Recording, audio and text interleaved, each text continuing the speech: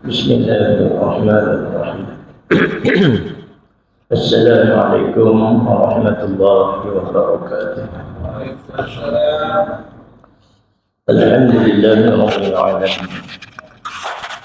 الحمد لله الذي خص نفسه بالدوام ومن علينا بنعمة الإيمان والإسلام، والصلاة والسلام على سيدنا محمد مبعوث رحمة للأنام.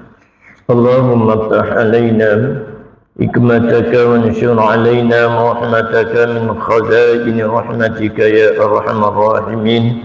ربي يسر ولا تعسر، ربي تمم بالخير، ربي اشرح لي صدري ويسر لي أمري واحلل عقدة من لساني يفقه قولي، وسدد لساني واهد قلبي بحق سيدنا محمد وعلى آله وأصحابه أجمعين.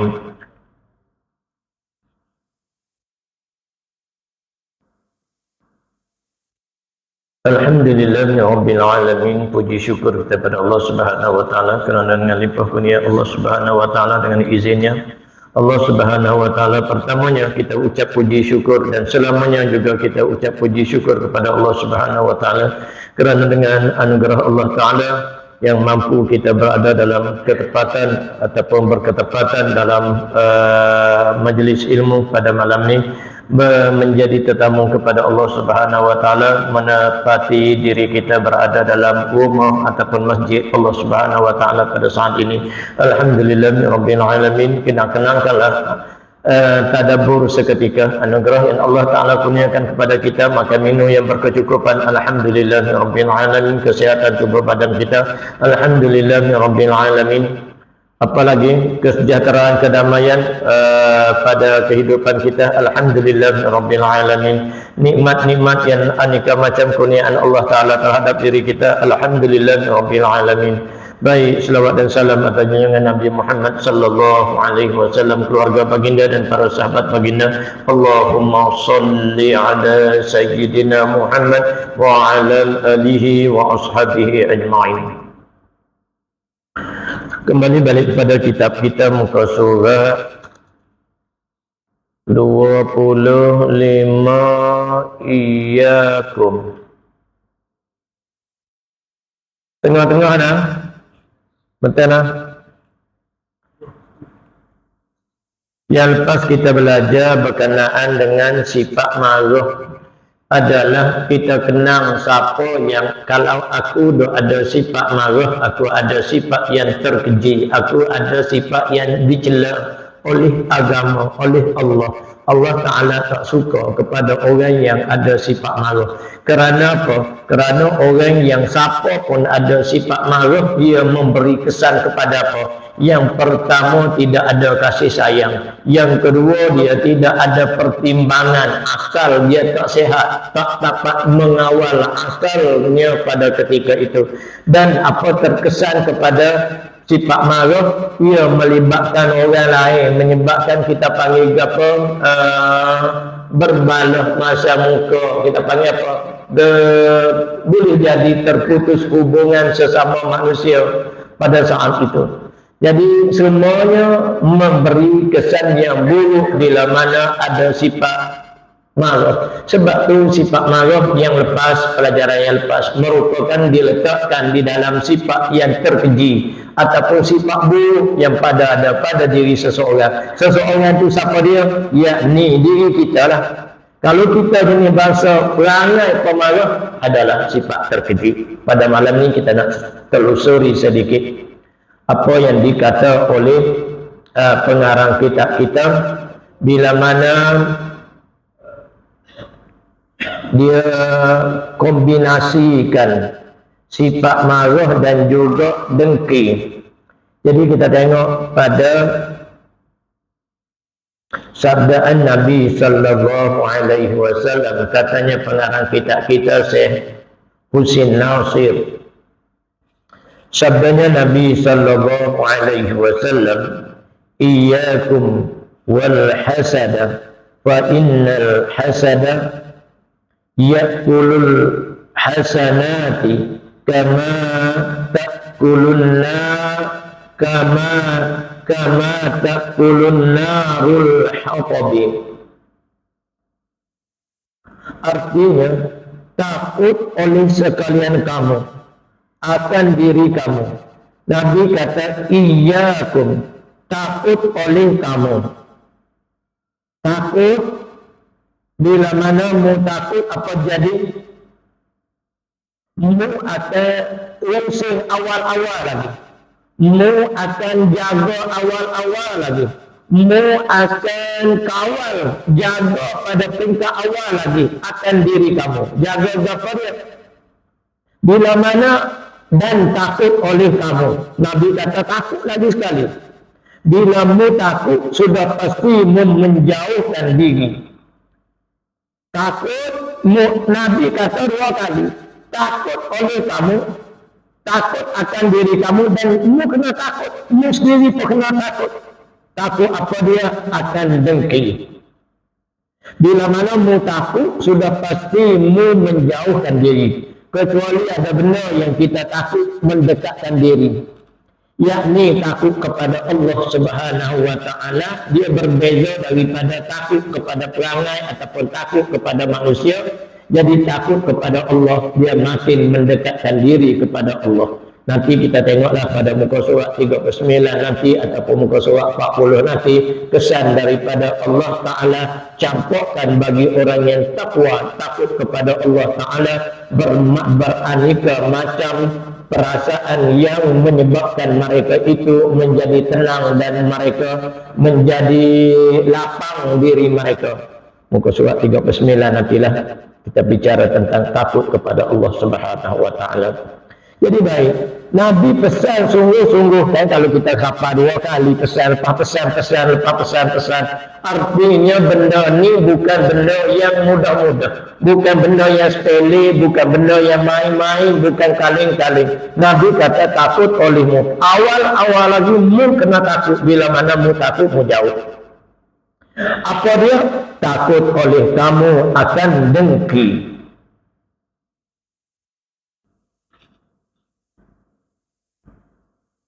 Maka kerana bahawasanya dengki, kesan yang negatifnya. Sebab apa Nabi pesan sebegitu rupa? Nabi pun masuk campur nak suruh kita jadi comel, nak suruh kita jadi tak pernah rosak. Maka kerana bahawasanya apa dia?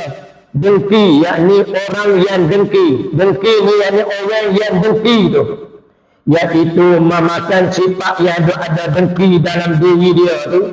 Sifat dengki dalam diri dia sendiri itu apa dia?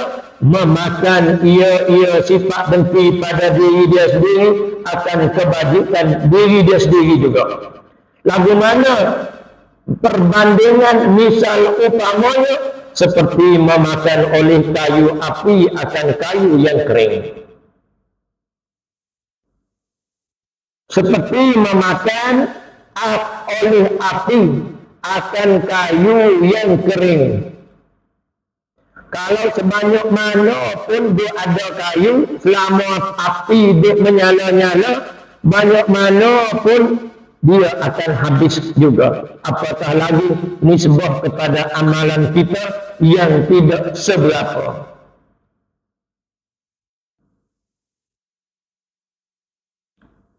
Muslimin, muslimat, jemaah yang dimuliakan Allah Subhanahu wa ta'ala. Disebut dengki. Kalau kita tak kawan, kita tak tengok betul-betul pada diri kita, lalu kita belajar mengaji atas diri kita sendiri. Kita belajar atas diri kita sendiri. Kita kena ada ilmu untuk melakukan tindakan terhadap diri kita. Kerana apa? Perasaan dengki ini dia senantiasa duk mari ada pada diri seseorang itu kalau kita tak kawal sedia. Dia dengki ini dia sama ranking dia mudah dengki. Sama-sama kita panggil apa? Ahli taman, sama-sama ahli masjid pun kita panggil sama-sama. Ya benda duk sama-sama gitu. Kena ada ilmu untuk mengatasinya. Al-ilmu imamul amali wal amalu tabi'uhu. Ilmu itu ialah memimpin bagi setiap amal, kontrol dia, jaga dia bagi amal, dan amal itu adalah pengikut baginya. Maknanya kita kena ada ilmu. Jadi suka saya sampaikan kepada jemaah semua, walaupun kita tahu dah maklumlah kuliah ni, kok kita duk mengaji dah, tengok kepada skrin tu Ustaz Fauzi tu duk mengajar juga kitab Minhaj Abidin ke apa. Nah, dia lebih punya juga dengan kitab ni, tapi kitab ni dia banyak ambil kepada kitab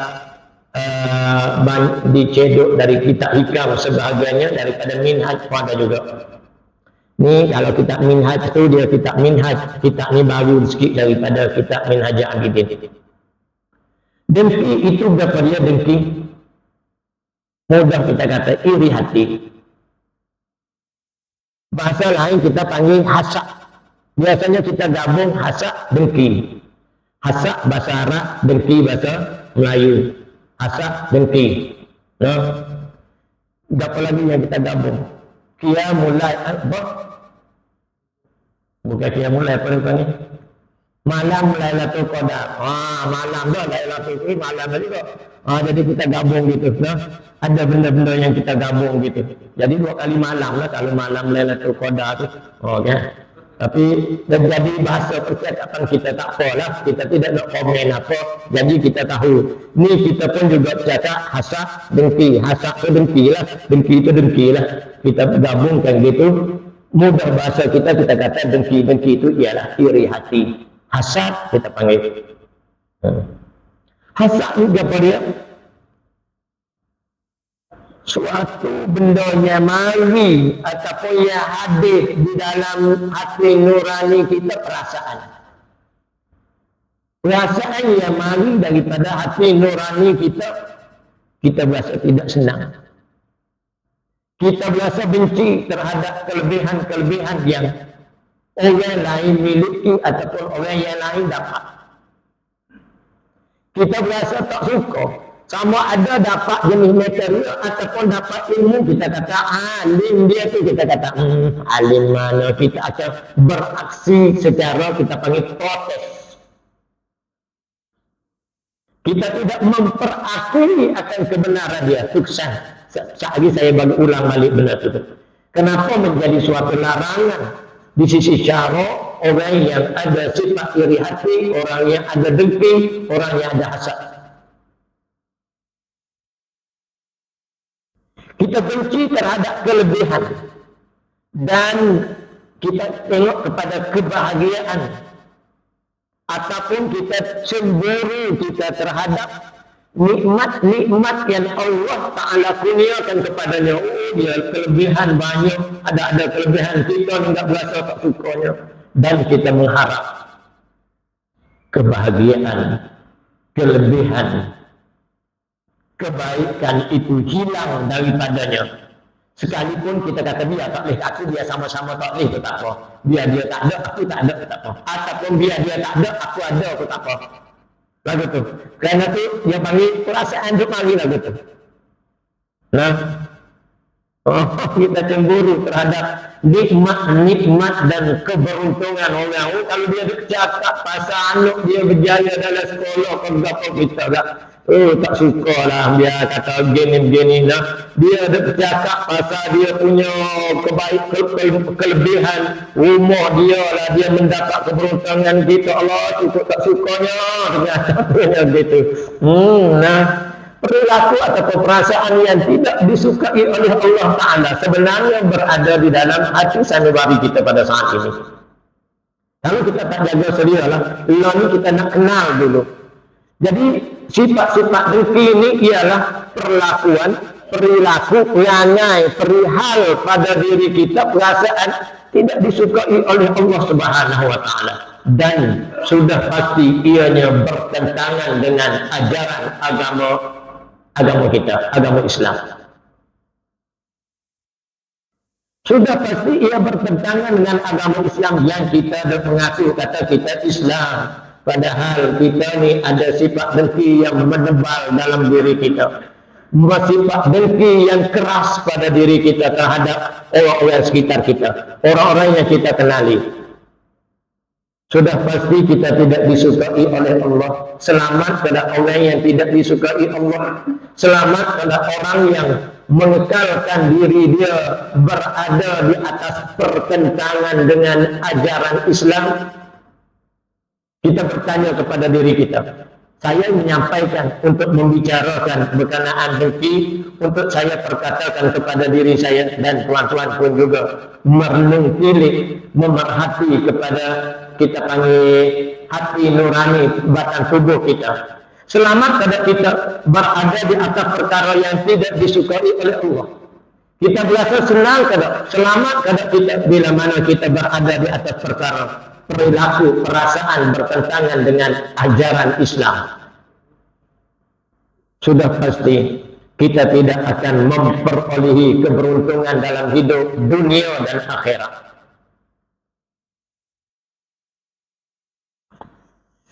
Jadi dengki itu boleh-boleh kita nak nikmat dia tu hilang daripada dia, biar pada muka kita kata. Biar sama-sama tak boleh. Kita punya busuk hati ya, yang kita kata biar hilang daripada dia. Aku tak boleh kata apa. Kita kata gitu. Biar, tapi kalau boleh aku tu lagi bagus, dapat berpindah kepada aku. Jadi tuan-tuan hadirin para jemaah, rupanya kita ada tuntutan syarak selain daripada semayang, puasa, apa semua. Ada benda tuntutan syarak lagi. Gapa dia? Hasad dengki adalah penyakit hati yang wajib dijauhi.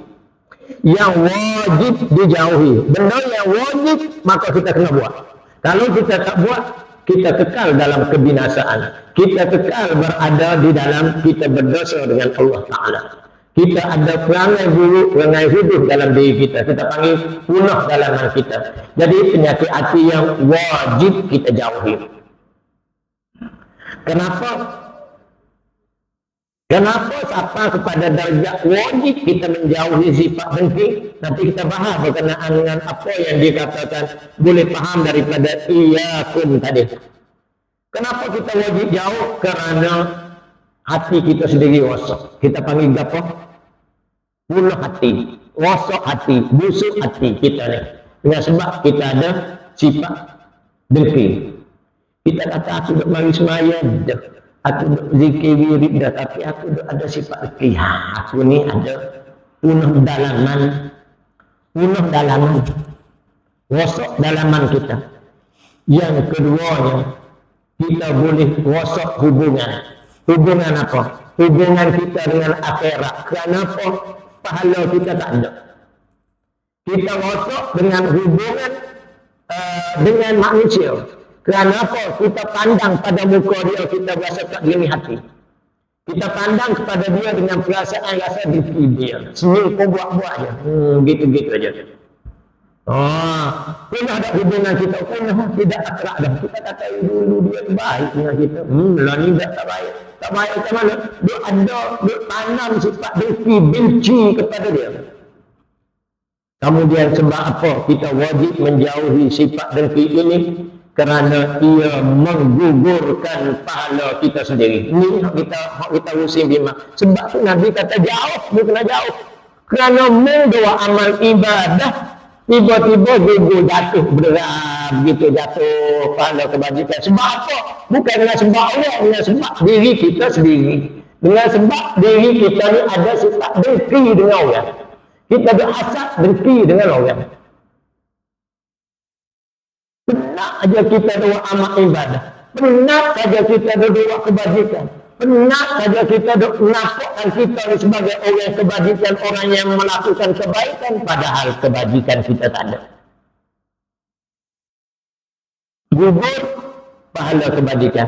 Rasa-rasa kita kalau kita ingat begitu, diberi peringatan begitu, kita nak tidak menggugurkan pahala kebajikan kita, padahal kita dengki dengan orang kerana orang itu memiliki nikmat dan nikmat itu tak pernah berkurang pada orang. Kita beli dia kapur kahwin dia duk makan musaking. Orangnya, musim dia lah ni kan. Kita duk dengki dengan dia. Adakah dia tak mampu dengan sebab kita dengki dia tak boleh makan musaking? Boleh, tetap boleh. Kita juga lah tak boleh. Oh, kita ada setakat dia kahwin boleh, dia kampung kahwin tu. Oh, setakat tu ayo kita lagi ke. Kita duk dengki dengan dia. Oh, dia ni makan asyik beli kemarin beli hari ni beli tengok ada bibit depan rumah kita pula kan. No. Kita ada dengki dengan dia, padahal kita gugur pahala. Dia tidak pernah gugur pun nikmat kebaikan dan apanya anugerah Allah Ta'ala terhadap diri dia. Muslimin muslimat, para jemaah yang dimuliakan Allah Subhanahu wa Ta'ala. Selain daripada kesan yang tiga, rasa hati, rasa hubungan, gugur pahala, apa dia? Tadi kita kata merasakan hubungan baik dengan kita, dengan jiran, dengan orang yang kita kenal, orang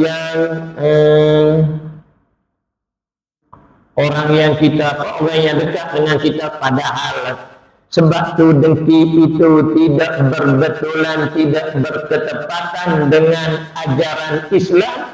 Apa yang ajaran Islam? Ajaran umat Islam hendaklah kita membina hubungan baik sesama kita. Hendaklah membina hubungan baik sesama kita. Lalu kita mencetuskan. Mak kita panggil cari hal.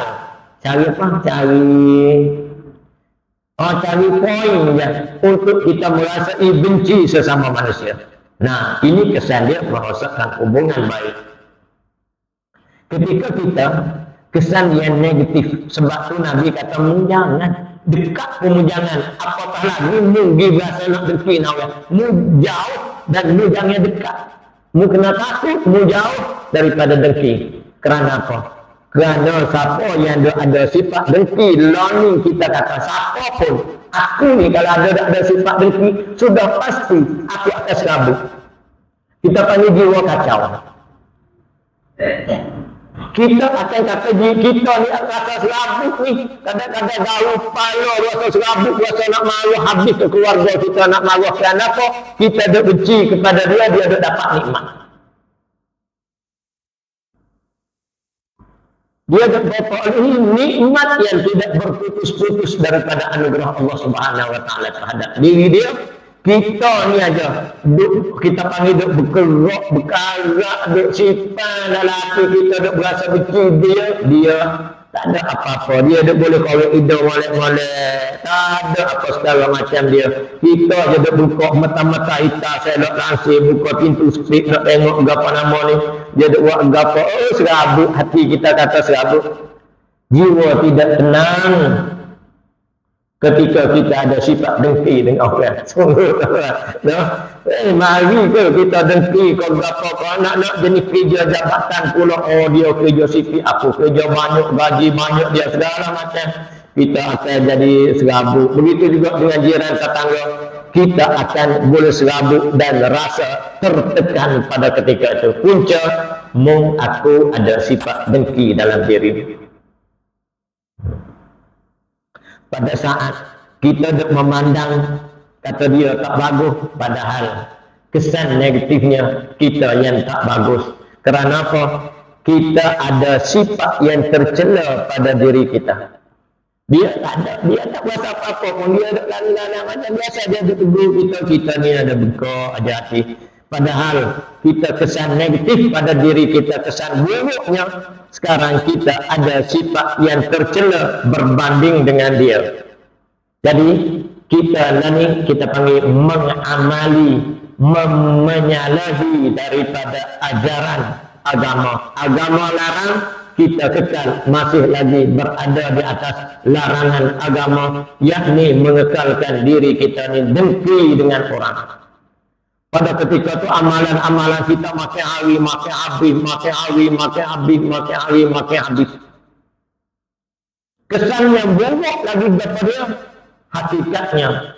Cakap dengan diri kita, aku ni ialah orang yang tak syukur dengan Allah Subhanahu wa Ta'ala. Ini kesan yang besar pada diri kita. Orang yang tak berterima kasih dengan Allah Subhanahu wa Ta'ala. Kenapa? Kerana kita nak nikmat dia tu mari kepada kita. Kita ada dah minat, ada juga dah nikmat kita. Tapi kita duk ngomong harap nak rosak. Kalau boleh nak wikuna nikmat dia. Nikmat dia tadi hak siapa dia? Hak Allah Ta'ala.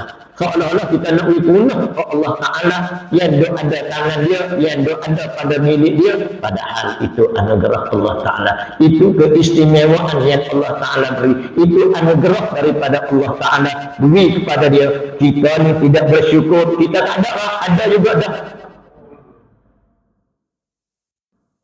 Kesannya lagi tidak bersyukur, kita ni tidak redha dengan Allah Subhanahu wa Ta'ala. Allah Ta'ala kita kata tak apalah rezeki dia sebanyak tu, rezeki kita sebanyak ni, kita sikit dia banyak, betapa sepatutnya kita kata gitu sebab kita redha. Itu kelebihan dia sebanyak tu, kelebihan aku sebanyak ni. Dia ada bagian-bagian, aku ada begini-begini. Patutnya kita redha, alhamdulillah ada juga, tetapi kita kekal dengan sifat rezeki. Nah, ini Allah Ta'ala marah, menggugurkan pahala. Nabi kata, mu jangan takut, mu kena jauh. Mu jangan jauh, mu takut, mu kena jauh daripada sifat rezeki. Ada tak ada, mari cepat astaghfirullahalazim wa atubu ilaih. Astaghfirullahalazim wa atubu ilaik. Nah, para jemaah yang dimuliakan Allah Subhanahu wa Ta'ala, Nabi kata mu jangan ada deki. Allah Ta'ala marah, Allah Ta'ala tak suka kepada orang deki. Kenapa? Kesan yang negatif. Realitinya kita tamak, kita rakus kerana kita nakkan nikmat itu menjadi milik kita seorang. Kita rakus sebenarnya. Contohnya tak pelanggan kita. Kalau kita cakap ni, aku ni tomok ni. Aku ni rakus ni. Aku ni halaba ni aku ni.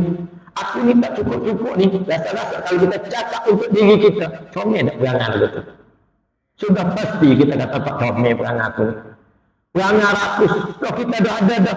Jadi kita nak apa? Nak hak Allah. Hak Allah tu dapat nikmat beria-beria kita nak ikan, nak kau, nak kait, mari kat kita. Nikmat orang. Sebab tu Nabi larang. Kalau kita cakap rakus aku ni, tomok aku ni, tak cukup-cukup aku ni, rasa macam ni ada perangai. Kita ulang-ulang, rasa tak macam ni. No. Di skrin tu hasbunallahu wa ni'mal wakil wa ni'mal maula. Kita serahkan kepada Allah. Ni kita tanya apa, aku serahlah kepada Allah Ta'ala, cukup dah. Wa ni'mal wakil, sebagai wakil aku. Wa ni'mal maula, yang boleh menolong aku. Nah, wa ni'mal wakil wa ni'mal maula, yang kita sebagai penjaga kepada aku. Kita serah kepada Allah sebagai penjaga. Wa ni'man nasir, dan kita serahkan sebagai kepada Allah Subhanahu, Tuhan yang memberi pertolongan kepada diri kita. Nah, begitu. Jemaah yang dimuliakan Allah Subhanahu wa Ta'ala, tengok kesan buruk yang semestinya dah tentu. Lah ni, lantai 41. Sudah tak ada siap ni. Jadi ubahnya bagaimana kita cepat-cepat. Bagaimana nak mengatasi kalau kira-kira ada lah. Pertamanya, ubah yang kita cerca diri kita. Aku ni membenci anugerah Allah. Katakan kepada diri kita sebagai ubah. Semestinya kita berasa takut. Aku membenci anugerah Allah Ta'ala terhadap dia. Dia Allah Ta'ala bagi nikmat, banyak harta, murah rezeki, dia rumah besar, rumah comel, pangkat tinggi, ada kedudukan, mudah cari yang makan. Contohnya nikmat daripada Allah Ta'ala. Tak kita benci nikmat Allah Ta'ala terhadap diri dia. Diri dia itu siapa dia? Dia adalah hamba kepada Allah. Kita hamba kepada Allah. Kita sama ranking dengan dia. Padahal kita nak seolah-olah nak mengatur ajar Allah Ta'ala mengikut kehendak kita. Allah jangan bagi nikmat dia. So kita kata gitu, aku nak ajar Allah ke? Aku nak redha ke? Aku nak benci nikmat Allah Ta'ala ke? Katakan kepada diri kita, aku sedang membenci kelebihan yang Allah Ta'ala bagi kepada dia. Saat itu kita berasa takut, kita berasa gemetar, kita juga berasa gerun pada ketika itu. Padahal kita juga menerima nikmat. Yang keduanya, mu kena bersyukur dengan apa yang Allah Ta'ala telah kurniakan nikmat juga kepada kamu. Setidaknya mu boleh makan minum, setidaknya mu ada kesehatan yang baik, setidaknya mu ada rumah tangga, kenderaan, anak pinak juga seperti orang lain yang dianugerahkan oleh Allah Ta'ala terhadapmu. Patutmu alhamdulillah lah. Kau tadi banding ya, tak apalah, kita makan durian, longgok durian juga. Ya, contohnya macam tu no. Durian juga, orang kata makan durian, kita makan durian. Kalau sedawa tu sama aja baunya. Nah, alhamdulillah, kita patut ubatnya bagaimana nak mengatasi, kita bersyukur dengan Allah Subhanahu wa Ta'ala.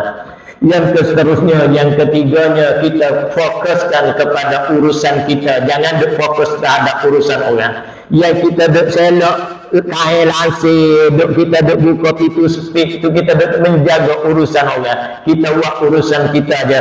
Fokus kepada urusan kita, perusahaan kita, matlamat kita sendiri. Jangan duk tengok ni, kita lalik duk nak tengok apa nama ni, bahasa kita panggil apa? Duk nak selok kain orang apa kita panggil? Kita panggil apa? Kita nak tengok. Kita nak tengok dalam kain orang tu. Sebab apa? Biar kita fokus kepada matlamat dan usaha kita. Saat itu kita tidak ada nak iri hati. Senantiasa kita berdoa kepada Allah Subhanahu wa Ta'ala. Kira-kira ada juga ada usaha, nak hilang tak boleh, sifat deki kita dah lama dah. Kita pun tak cakap berseteru lama dengan dia. Contohnya di antara sebab kita tak suka dia menyebabkan balah masa muka, senantiasa kita berdoa supaya Allah Ta'ala pelihara diri aku ni daripada sifat dengki. Ini keputusan yang terakhir dah. Itu yang dikatakan hasbunallahu wa ni'mal wakil wa ni'mal maula wa ni'mal nasir. Apa dia? Kita berdoa kepada Allah Subhanahu wa Ta'ala supaya Allah Ta'ala tarik, tolak, hilang, buang daripada diri kita sifat dengki kepada orang. Jadi kalau kita rasa nak deki pada orang beginilah, kita kata aku kena buat benda yang sebalik daripada perasaan benci dengki tadi dengan orang, kita mendoakan di antaranya kebaikan kepada si dia. Ya Allah, kita tak suka pada dia dapat kereta baru, kau beli kereta baru, tanah luah, kebun luah, ya Allah, bagi luah lagi lah kebun dia. Bagi dia dapatlah beli kereta besar lagi, kereta baru, tiap bulan boleh tukar pun tak apa. Kita doakan kebajikan pada si dia. Malahan kita berbuat baik kepada dia supaya apa? Kita lebih selamat. Kita kata tak boleh nak buat, kita kena buat. Sebab apa? Kita nak menghilangkan tergugurnya pahala daripada kita. Selamatnya kita adalah kekal pahala, bukan gugurnya pahala. Allah ni kita doa kepada dia, kita buat baik dengan dia. Kalau degil lagi kita, malu juga ustaz, tak boleh kata deki ni malu juga. Katakan kepada diri aku ni kurang iman.